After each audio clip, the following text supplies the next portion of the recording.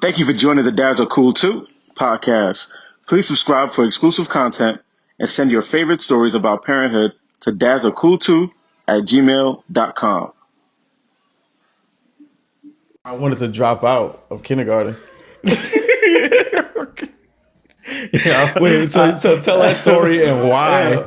I never heard of anybody dropping out of kindergarten. This is brand new. I graduated kindergarten. I was straight. Like I graduated kindergarten. I must have had like a great summer. I was like 6 years old. It was like a day or two before first grade. And legit, like I came to my parents. I'm like, I think I'm done with school.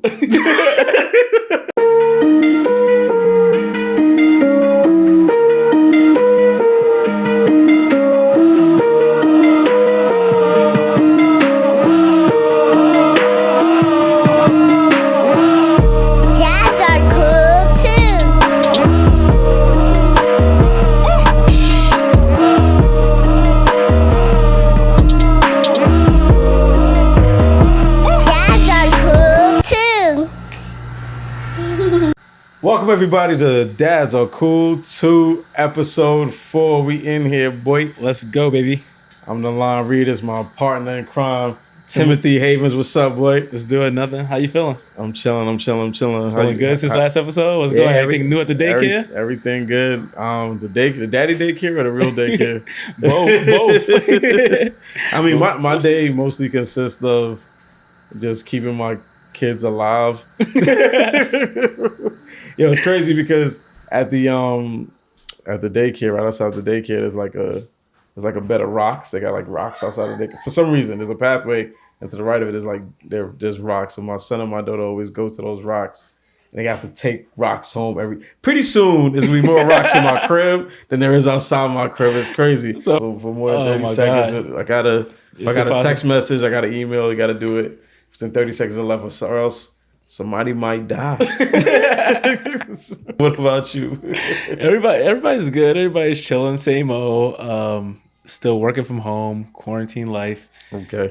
Just only going to my mother's house. But same like you. I feel like that 30-second rule really applies. Mm-hmm. Like if I leave the girls and I'm working, I'm listening all of it. I'm like, oh, okay.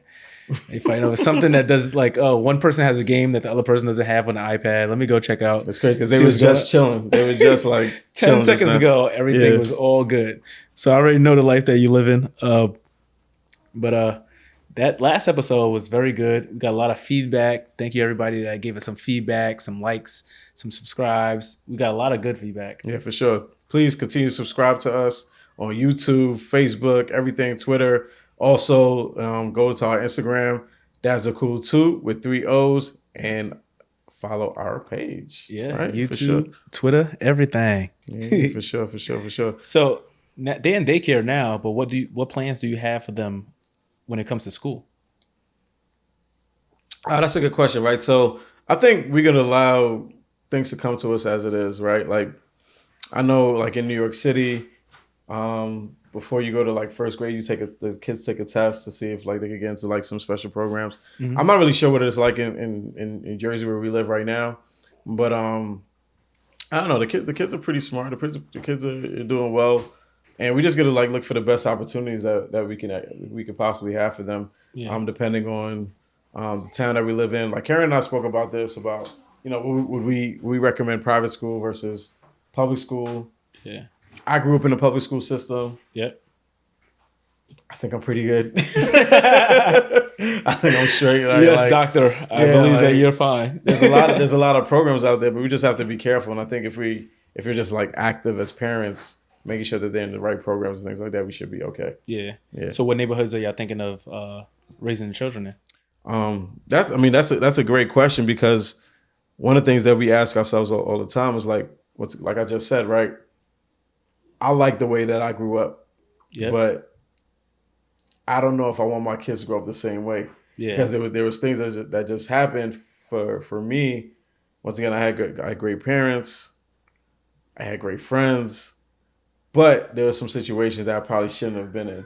So it's like you want the kids to like experience like that real kind of experience, that hood experience, but then you don't want to experience that like You want kind that of too clean. You want that experience. book smart and that street smart at the same time Exactly. to know everything that's going on and any way anything could hit them. And as parents, like, how do you control that? You know what I'm saying? So like, what do you like? What's your you and your wife? What do y'all talk about? So like us growing up in Canarsie, I always wanted to come back to Canarsie, live in Canarsie, get a house in Canarsie. So I'm like kind of like filling my dreams like after getting a house here, but at the same time, I also think about like where the best opportunities are for them.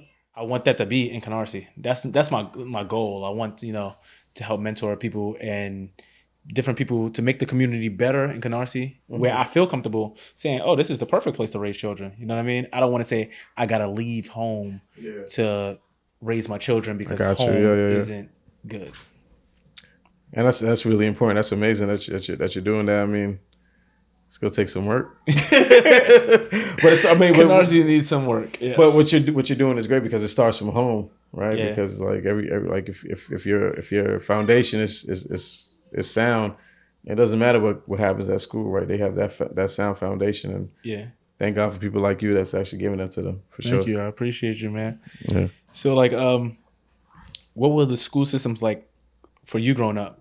Like I know you went to Brooklyn Tech, specialized school. You were like very smart from the beginning. Philippa Scala, different schools like that. So what was the school system like for you? They were cool. Nah, you know what's crazy though? Like, so when I moved to this country, when my parents moved to this country, we lived in Bushwick, and we went to like, I think I went to very regular like daycare, probably like free whatever. And what's crazy was, just thought about this story. It's crazy. I wanted to drop out of kindergarten. Wait, so tell that story and why. Yeah. I never heard of anybody dropping out of kindergarten. This is brand new. I graduated kindergarten. I was straight. Like I graduated kindergarten. I must have had like a great summer. I was like 6 years old. It was like a day or two before first grade. And legit, like I came to my parents. I'm like, I think I'm done with school. I think I must have watched like too much. I must have watched like too much Full House. Like they was gonna actually accept what I was saying. I was like, I think I want to drop out of school. I was dead serious. Caribbean parents looked at you like, I want to drop out of school. And my mom was a little more like, kind of like embracing me a little bit. She was like, why? I was like, like in kindergarten, it was all fun. You came in, you played some toys, you sang some songs, you learned a little bit, you ate some food. But in first grade, I feel like it's going to be hard. Like, it's like, we got to like actually learn things. And my dad just came out of nowhere. Shut your mouth and go to bed. Shut your mouth and go to bed. Immediately shut that whole thing down. That was the end of my drop out of school thinking. The next day I put on my uniform, put on my big old book bag, went straight to school. So it was a wrap. Drop out immediately ended for you at kindergarten. Got it. That joke was crazy. Like I was like, what are you talking about? Shut up, go to bed. Wake up. You go right to school. I don't want to hear none of that. So I wanted to drop out of school. He just didn't let me. That might be the earliest dropout story I ever heard in my life. I was terrified. I'm glad you didn't, Doc. I'm glad you had your father whip you into shape. And then look at me now, right? It's great because I think one thing that did scare me, I didn't go to kindergarten at the same place I was going to first grade. So I was like, I don't know anybody. Like I was like, I don't know anybody over there. Like they probably gonna, bully me. And that's exactly what happened, right? Social schools. For the first like 2 or 3 weeks, like these you had accent and everything? I was about to say that.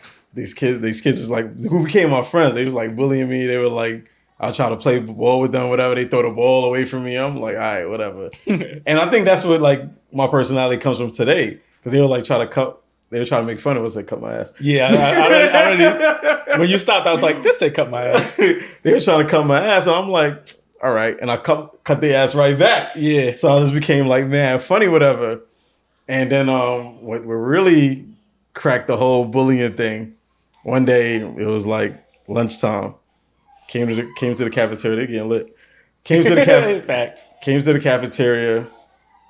I put my jacket down, right, on the seat. Boom, put my jacket down on the seat. Yeah. Went to get my school lunch, right? You gotta go on the line. Came back with my tray full of lunch. Yeah. Somebody was in my seat. And I was like, excuse me. Elementary is beef time with that. Yeah, first grade. First grade. I was like, excuse me.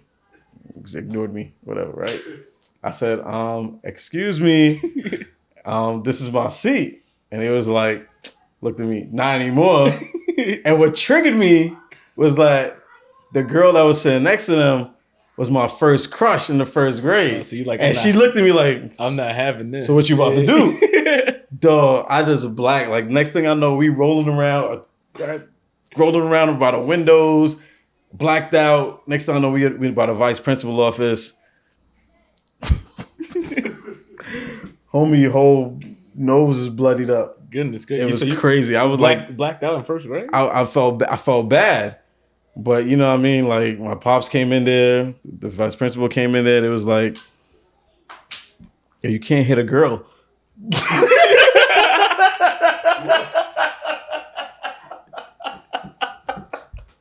Like I was like, yo, nobody ever told me I can't hit a girl. Like, oh my God.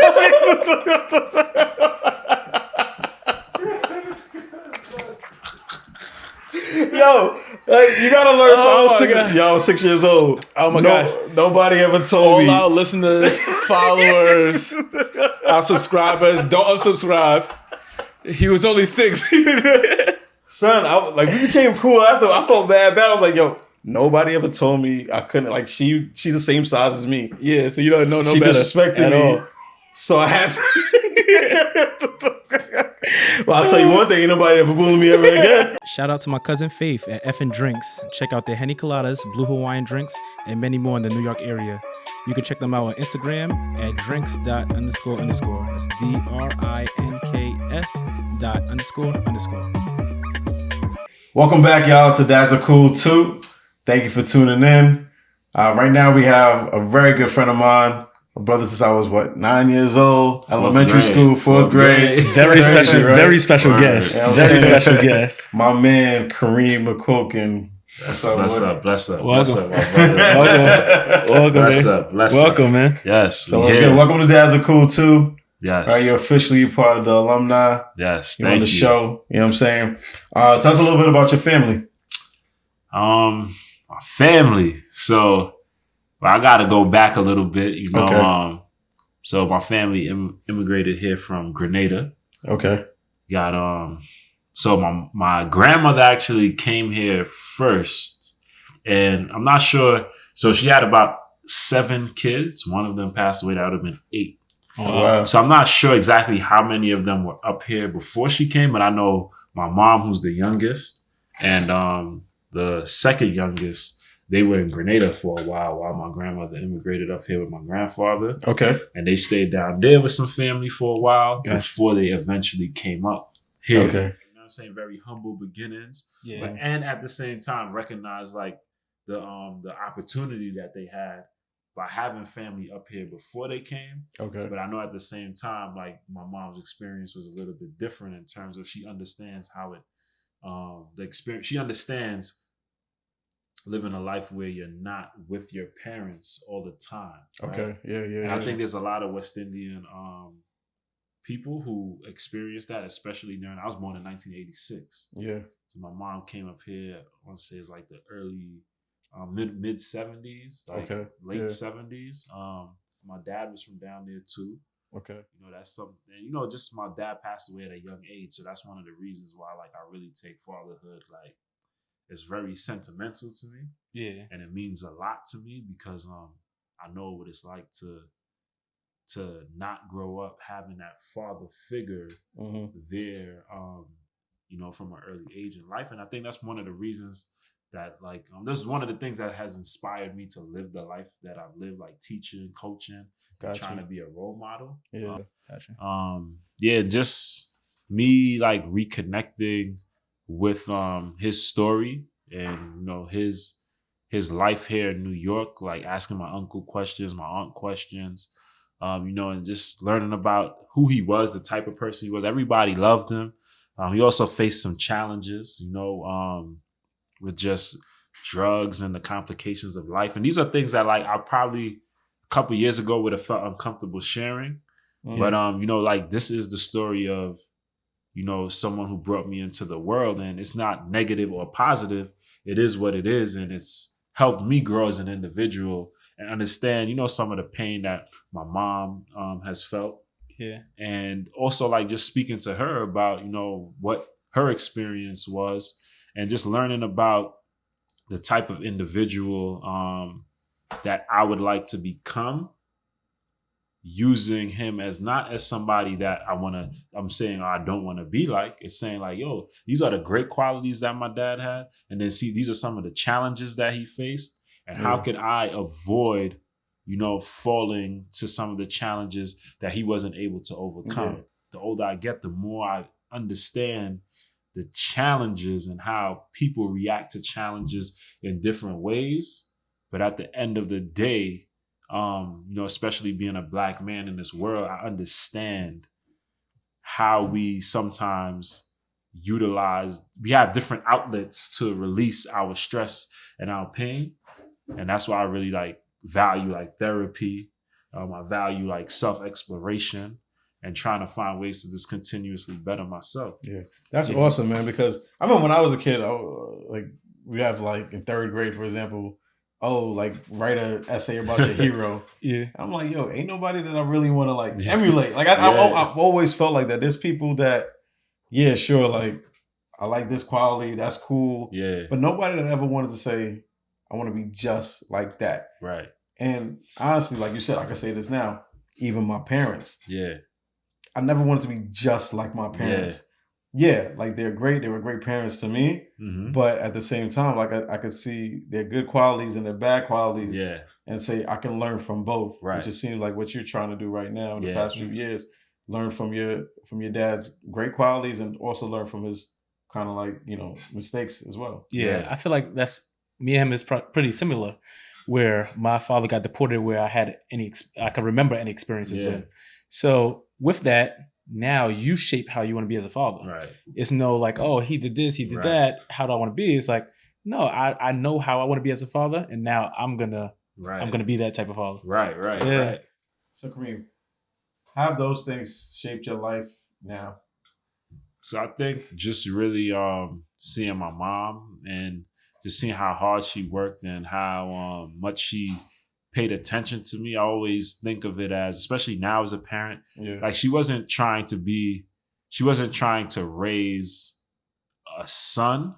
She was trying to raise Kareem, and I say that, what I mean when I say that is she always accepted me for who I was and tried to help me, explore life.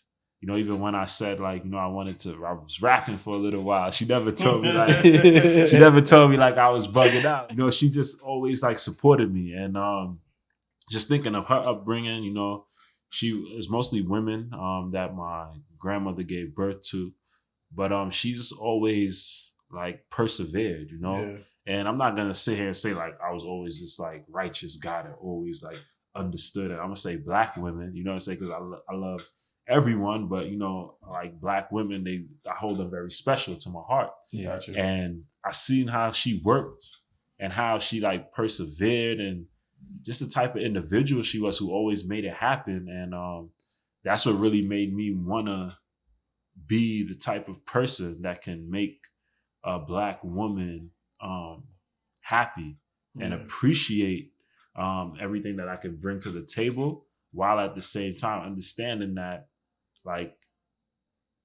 there's a difference between someone may be thinking, okay, this is what I want a husband to be, and this is who Kareem is, and this is who I know he could be. That's amazing. Yeah. And that's great, because it's I feel like we're the same. Where it's I feel like we could end that stigma that a Black woman can't raise a Black man. Yeah. Where my mother raised me without my father. Right. Nowhere in sight. He's in Barbados, so nowhere in sight, right? Yeah. And your mother did the same. Yep. And you wanted to just make her proud. And that's kind of how I felt growing up too. I'm like, yo, I just want to make my mother proud. Yeah. School, just want to make her proud. Basketball, just want to make her proud. How does the values that she instilled in you use now in your children? Yeah. So even when it comes to my wife Shannon, I'm not gonna sit here and say, it's this, we got everything figured out. But one thing that I do know is that when it comes to communication, I try my best. She lets me know like this is what I would like. And it just comes to communication, it's just always trying to keep that line of communication open, as challenging as it might be.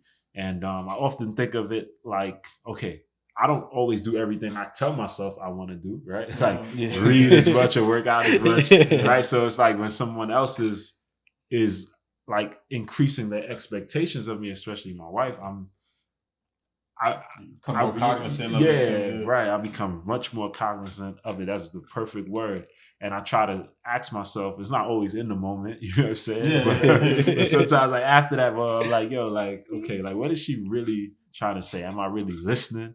Am I really hearing? And that's something that I also want to build in my relationship with my kids, you know, is communication. Like I want them to always feel free and comfortable with communicating with me, like who they are, you know, what they want to do. And then how can I, you know, keep their voice and their experience at the center of who I am as a parent versus keeping myself as a parent at the center of who I want them to be. That's powerful. You know, that's powerful. All right. So tell us a little bit more about your wife and kids.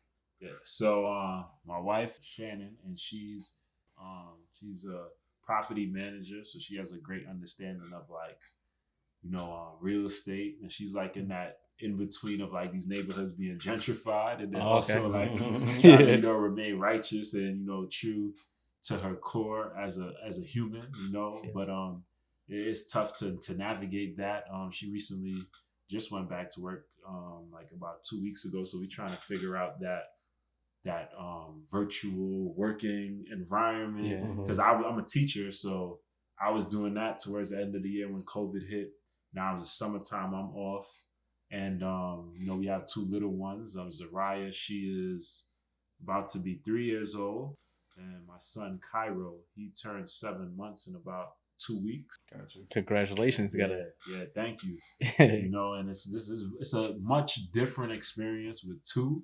You know, as y'all can relate to, because what happens is, you know, I was sharing this earlier, is that, you know, like she had a peaceful, you know, early upbringing, right? And we put her to sleep, and we could go do our thing, you know, do whatever we need to do, and then with Cairo, like when he's going to sleep, it's like I go to the room to put him down, and she runs behind me. She's like hyped up, waking me up. So it's like sometimes, and I'm usually a very calm person, but now when I go to the room and I put him down, and I'm just like, yo, please don't come to the room. Please let this guy sleep, so I could get a few things done, so we could just chill. And then, you know, a lot of times she'll just come in and she's like, baby Kyra was sleeping, and she's like, no, he's not. So there's a little bit of her personality where she's like, no, he's up, he's awake. I'm like, yo, he's sleeping. He was just sleeping, but yeah, now he's awake because you just came in. So now she's like accusing me of lying. She's like, that is hilarious. He's awake. Oh my His eyes are open, and then she like jumps on the bed, and then I'm just like, and then it takes like it's a whole nother process to get him down, but yeah, right now I'm just learning, you know, who she is.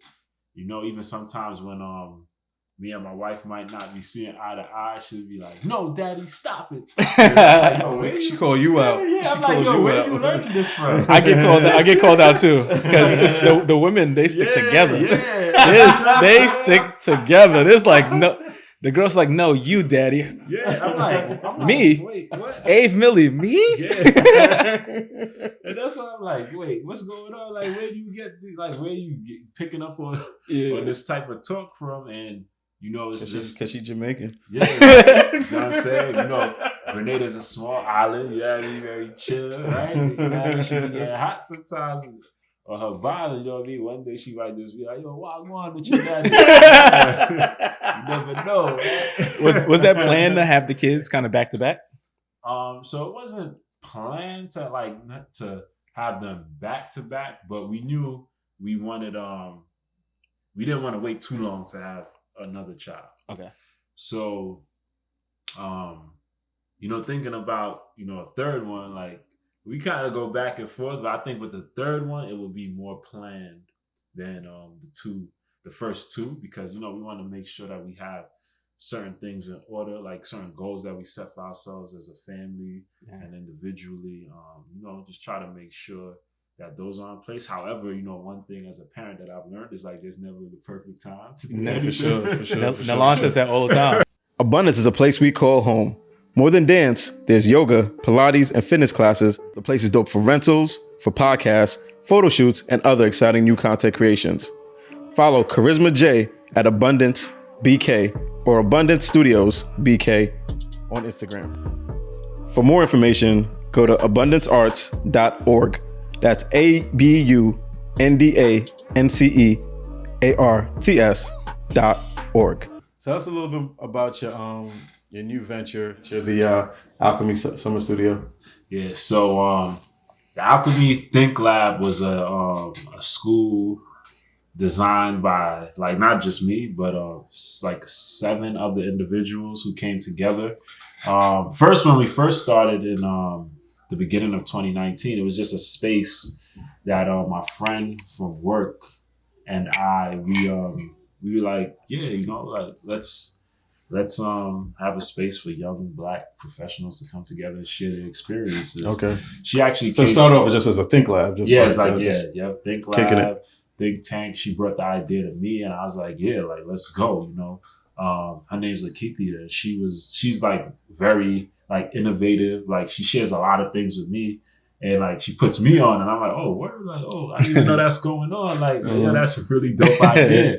And so when she brought that idea to me, I felt confident that it would be something that would have an impact on us. So, we had like different people come through at different times. Like Shannon came through a few times. There's like some of my friends that came through sometimes, some of her friends, and we had, like I say, maybe between like 10 to 12 different people. Okay. But out of those 10 to 12, there's about like 6 or 7 that went into the school competition. Okay. And so we were trying to figure out, we always spoke about like, I think a school like K to 12 would be great because now this way we can really like develop systems that we are familiar with, and they're not like going to different schools and having a new principal or some new system that they're involved with. And so we kind of like started off trying to explore different ideas.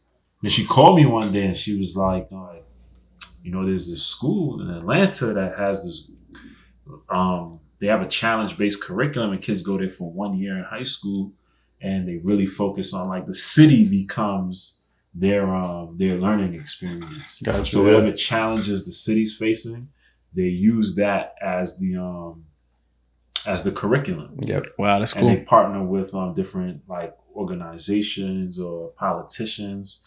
And now whatever they're learning, it becomes very real. They got to do interviews. They might even do a podcast, right? Wow, that's cool. Different ways to show their knowledge. So when I heard that, I was like, that sounds different, right? Because the whole initiative is named Imagine Schools or Reimagine Schools. Got you. So they were opening up an opportunity for either 10 new schools to open in New York City and 10 schools that currently exist to be reimagined.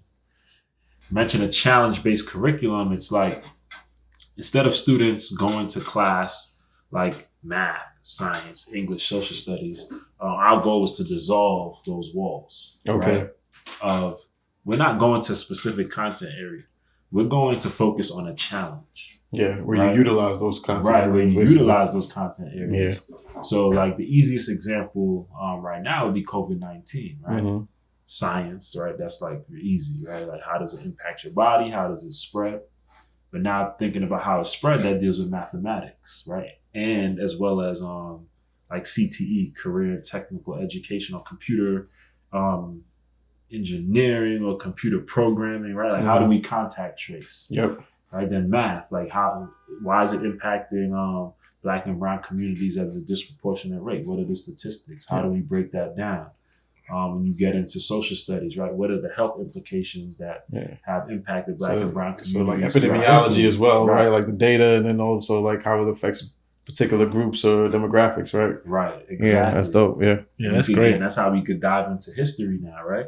Like we could go back and say, okay, these are the reasons why our community that's Black and brown faces certain challenges when it comes to health that the white community doesn't face. right? And we can have conversations that are related to these content areas, but in reference to a specific challenge. Because a lot of times I believe, I right now, my role, I go to a lot of different schools to work with teachers in like a facilitative coaching model, which means I'm not coming in to evaluate anybody. I'm just coming in to try to help you, improve what it is that you're already trying to improve. Yeah. I'm not telling you what you need to improve. You're telling me, and then we're working on it. And I work like New York City, the way high schools are set up, you have like 4 different high schools on the same campus. Yeah, which I hate, right? Honestly. Yeah. And what really is fascinating is that you have the same population of students, but you have a school on the second floor that's really like excelling, right? And then the schools on the first or the third or the fourth floor are like really struggling. Yeah. And sometimes the things that we like to see teachers focus on, like maybe, taking risks, right? And then really creating a space where students where it's okay to make mistakes and valuing mistakes, right? Because that's all part of the design process and the creative process.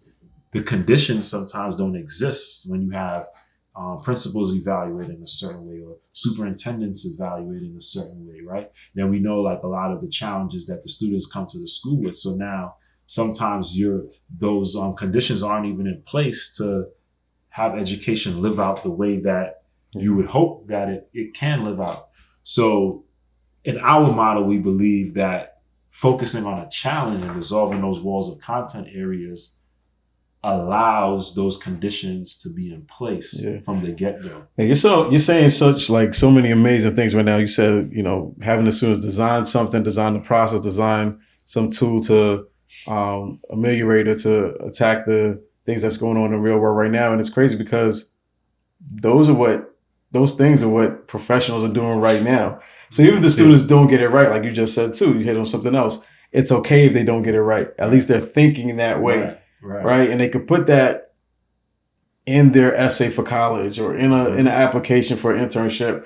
And they could start building their careers from high school to now, where they could go, like you said, if whether it's tech related, they want to go to, Silicon Valley and build something like that, or whatever it might be. It could be policy related, right? How does policies affect what we're doing in the community? They could go to DC. Right. They could work for a senator. They could work for some type of representative and work on those things, whether it's science, whether it's education. They'll have those tools through your program where they're at least thinking that way. They might not understand it. They might not get it right. Right.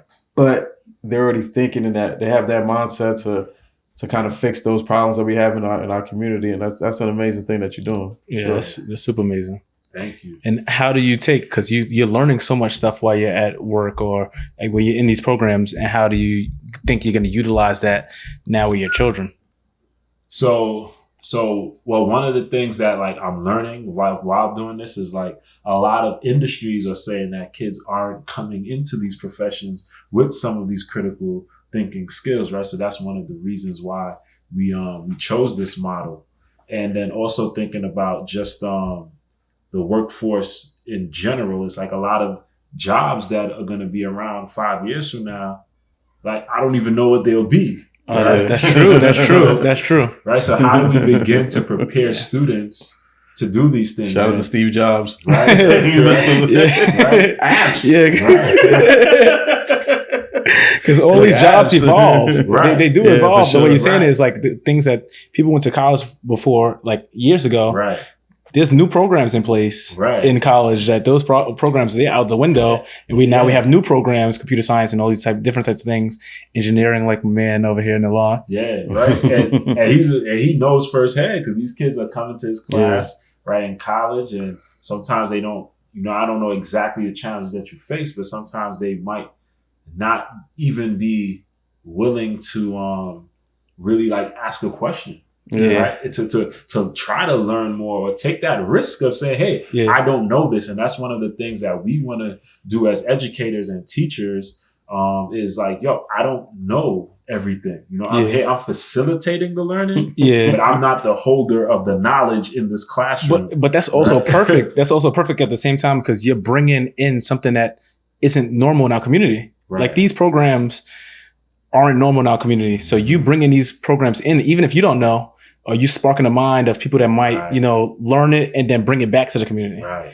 So, which is beautiful without you even, you know, having to learn it. You're bringing it in the community still. And you nailed it right there with what you said, because that's essentially an opportunity, like what I mentioned of our school, that's often available to students with more affluent backgrounds, right? So the school that I mentioned in Atlanta, there's some kids from the inner city, right? The inner city, right? Yeah. The Black and brown communities who can go there. But the only reason they're able to go there is because most of the funding comes from the students who are able to afford to attend that type of school. And there's another school called New View in Massachusetts, and it's a private school, right? And kids from our communities usually don't get that opportunity. So we believe in this public school program, we'll have this type of opportunity available to kids who are from our community who look like us. And then that could hopefully begin to level the playing field. Yeah, that's beautiful.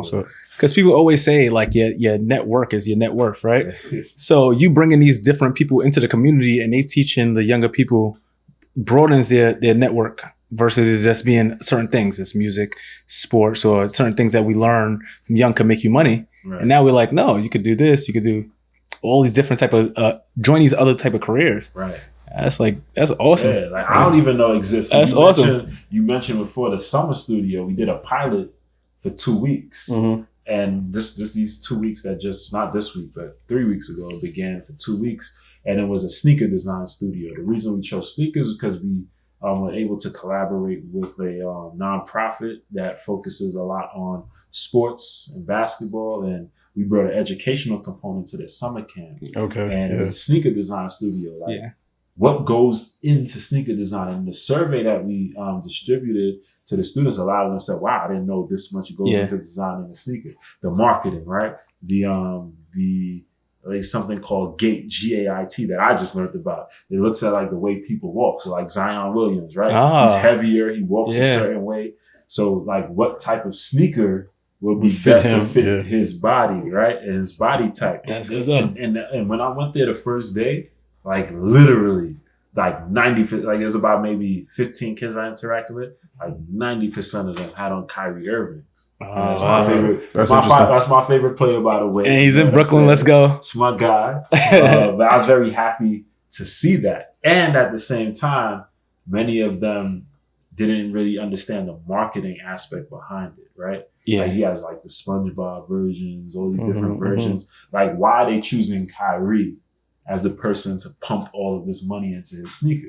Yeah. Right? Because a lot of these kids, they want to do these fancy layups. Yeah. Right? And then there's more kids who can relate to Kyrie that play basketball than that can relate to LeBron in terms of skill that they can attain, right? If you're not 6'8" or you jumping out the gym, like you gotta be like Kyrie. You might never be. I mean, his skill is like on a whole other level. But you know, you got a better shot at that. You can try to attain. You can get the Kyrie layup package before you get the LeBron body package. Right, exactly. That's 100% a fact. Yeah. So we just wanted them to learn about that process, and we had some kids in person, some kids engaging virtually, and it just gave us an opportunity to figure out like what might work, what might not work. And we want to keep the students' voice at the center. That's why we gave them a survey halfway through and again at the end. And we just wanted to make sure that everything that we design is not from us like being away from them and thinking this is something that would be great for students. And then there's no students actually like talking to us about like what's working and what's not working. Yeah. So I imagine you haven't looked at the data yet, but what do you feel like the students got from it? So one of the things that I definitely know that they got from it was like the actually designing the sneaker, right? Okay. So we wanted to make one where like they can use cardboard and markers, right, and tape and glue. Yeah. Where they can actually kind of put it on YouTube, like cardboard sneakers. You actually see a lot of people have done this. Okay. But we didn't have enough time to like really do the 3D model. But what we did was like did somewhat of a 3D model and did a 2D where they can they were able to have it like stand up and they had a design on it and they drew it, but they also were able to understand the marketing aspect of it. And a lot of them just really like their best experience during the time was actually making the sneaker, right? So what was interesting is we only had 2 weeks, but if we actually had 2 months for the studio, I would hope that they would begin to embrace everything that goes into the design. Yeah. And I think that's something that a lot of times as consumers, we don't always understand. We don't appreciate it. Yeah, we don't always appreciate it. And that's the part that we would really hope that they're able to hone in the actual like school year, because each studio will last maybe about 2 months. Yeah. So you have about 4 studios throughout the school year. So this 2-week studio is a pilot of what can last for about 2 months. And they also had opportunities to speak to people who worked at Nike. Wow, that's amazing. Who have done like design with Nike, who've done marketing with Nike. And they were able to, just learn about their come up in this business and what led them to this business. Some of them didn't even think they would be involved in this. And I sat back and I learned a lot. And I was like, wow, maybe I might want to switch careers. I might get some free kicks. So I want to say thank you to you and everybody that's involved in something like this and bringing it to the community. Like, that's very important. Yeah. And how do you think that you're gonna throw your children into these opportunities and different programs? So that's something that I definitely want to do with, especially my daughter, being that she's a little bit older right now.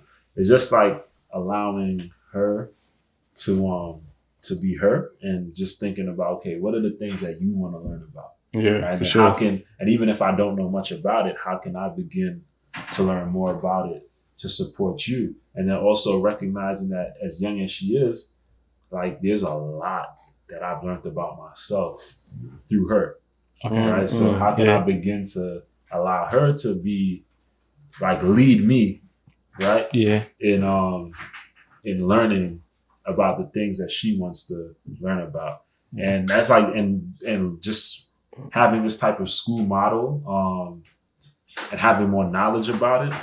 Like, I definitely, want to look for schools that offer those opportunities for my kids. And then, and, whether they offer it in exactly the way that I would like to see it implemented, I know that it's something that I definitely want to implement in their lives. I don't know exactly what that would look like now, being that, like, she's so young and, my son is only 7 months, but I want to make sure, like, I find these types of experiences for them throughout their life. Yeah, that's amazing. The first thing that popped in my brain just now was Kobe with his daughter, seeing that how she really took on to basketball and how much she wanted to be a part of the basketball scene, and him saying, okay, how can I change this for her growing up? How the WNBA might not be as known around the world like the NBA, and saying, all right, I'm going to change that, because I know that my daughter's going to come up in this, and I want to make it a better world for her and a better for her teammates, for anybody that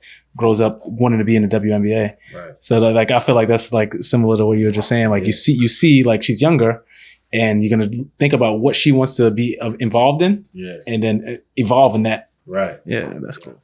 Thank you so much, Kareem. I really appreciate you coming through. I mean, and no matter how much time goes by without us talking, always love. And always. I asked you to come on here, and you didn't even hesitate, bro. Yeah. And the stuff that you're doing in the community, everybody appreciates it. Everybody sees it, and it's a beautiful thing, especially in your own community that you grew up in, and you just want to make a difference. And I love you, and everybody loves you for that same reason, bro. I love you too, my brother. Love you and very grateful. You are doing a great job. We appreciate you. It's amazing. It's amazing. Like, to grow up, to see somebody you met from young, to see what they're doing now is always amazing. I tell Nilan all the time how much I'm proud of him. So I'm proud of you the same way. Like, from young to now, doing the damn thing.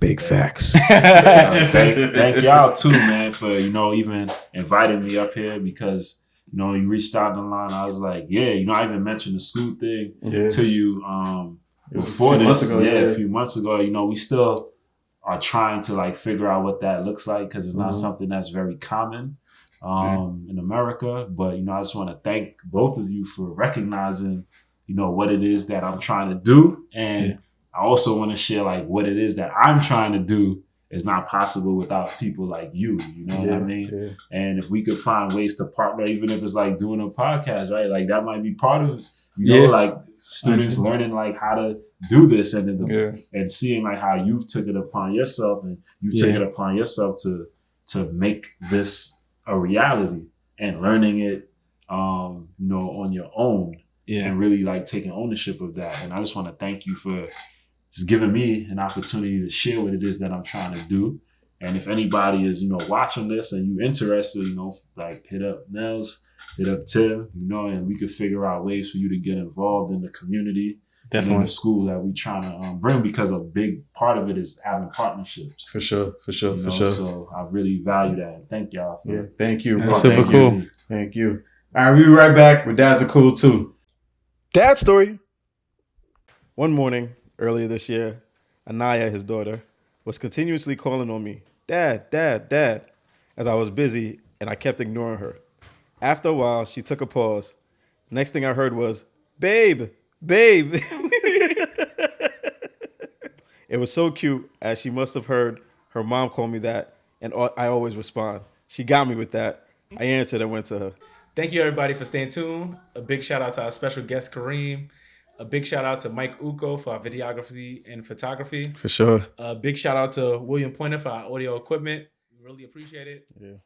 See you again soon. Check out Patreon account. Yes, make sure you subscribe to the YouTube account, Instagram, Dads Are Cool 2 with 3 O's, Twitter, Facebook, all that. We'll see you next time. Peace. Handy kids in the background, that's my kids. We at the house. They super lit.